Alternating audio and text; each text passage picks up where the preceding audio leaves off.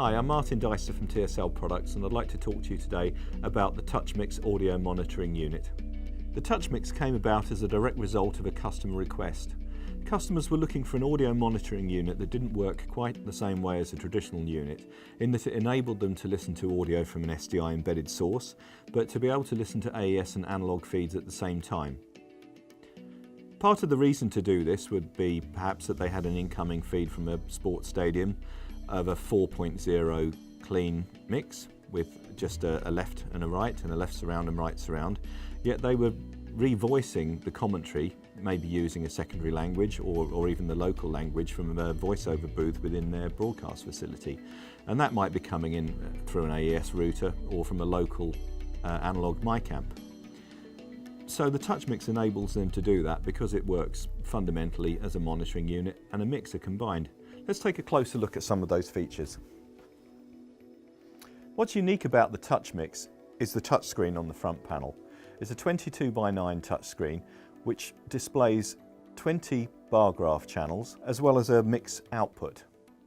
It differs entirely from other audio monitoring units in that you can select to look at either signals from an SDI source, from any of the 8 AES inputs, or equally from any of the 8 analog input pairs. And you simply select those by holding down the bar graph that you want to route the signal to. An input routing screen comes up, you select the audio that you want to listen to, and that audio automatically appears on the bar graph. The encoders on the front, on this side of the unit, provide you with a master volume control, but also the ability to adjust the trim level of the selected audio channel, and also the pan and balance control. Furthermore, any of the channels that are selected and routed to the bar graph can be either stereo audio, they can be defined as mono, or they can also be defined as 5.1. So you can bring in 5.1 elements and you can down mix them so that you can listen to them as a stereo signal. This means that you can bring in a 5.1 program source, for example.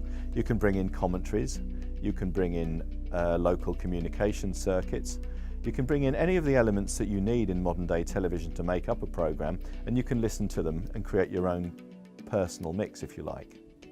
This has been particularly useful for broadcasters who bought the TouchMix because they use them in a number of positions.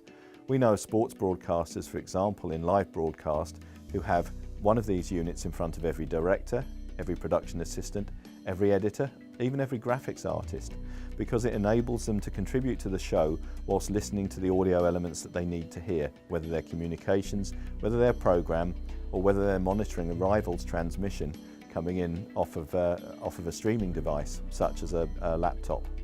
The key to the appeal of the TouchMix is the adaptability. A lot of people have referred to it as an audio Swiss Army knife because it's so versatile. You can use it as the world's simplest audio monitor, simply touching the bar graph that you want to listen to. Or conversely, you can use it as a mixer. We've even had customers who've used it as a backup mixer should their main console fail. To give you more of an indication of what the TouchMix can really do, let's go in depth and I'll show you some of the features up close. Firstly, I'd like to show you how easy it is to use the TouchMix as an audio monitoring unit. By simply touching the bar graph that I want to listen to, you can hear it. You're able to listen to any of the bar graph channels simply by touching them.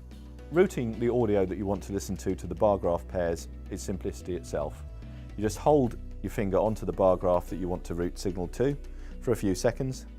The routing selector comes up on the right hand side and you select whether you want AES, SDI or analog, and that signal is automatically routed to the bar graph pair.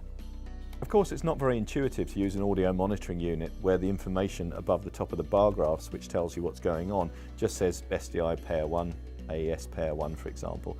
So the TouchMix allows you to name the channels individually to suit the production that you're working on, and I'll show you how that's achieved.